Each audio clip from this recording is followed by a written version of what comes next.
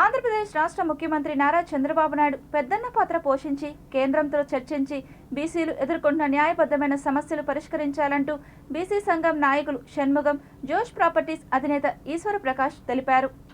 కేంద్రంలో ప్రత్యేక మంత్రిత్వ శాఖ కానీ మహిళా రిజర్వేషన్లో వెనుకబడిన వర్గాల మహిళలకు రిజర్వేషన్ కానీ తీయరని సమస్యలపైన మండల కమిషన్ సిఫార్సులే అమలు చేసి చేయించుకోవడం ఉద్దేశంపైన ఇట్లాంటి కార్యక్రమాలు మొత్తం కూడా కేంద్రంపై ఒత్తిడి తీసుకొచ్చి ఈ బీసీల హక్కుల్ని తీర్చుకునేటువంటి ఉద్దేశంతో ఈ బీసీ సదస్సుని ఏర్పాటు చేయడం ఉద్దేశంపైన ఆ కార్యక్రమం ఏర్పాటు చేసే దిశలో త్వరలోనే తిరుపతిలో వేలాది మందితో రాజకీయ పార్టీలకు అతీతంగా బీసీ సదస్సును ఏర్పాటు చేస్తాం.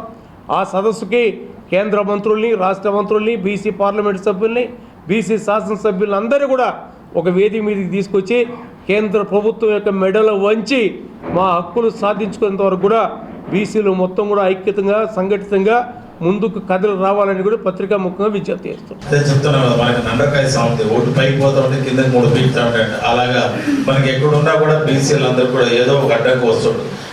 అదే రోజు పార్లమెంట్లో 33% మహిళల బిల్లు పెట్టడం, రాష్ట్రంలో ఉన్న మంత్రులు అందరూ కూడా అక్కడికి వెళ్ళిపోవడం మన కార్యక్రమానికి చిన్న ఆటంకం కలిగి ఆగిపోయింది. కానీ ఇప్పటికైనా సరే మించిపోయింది ఏం లేదు.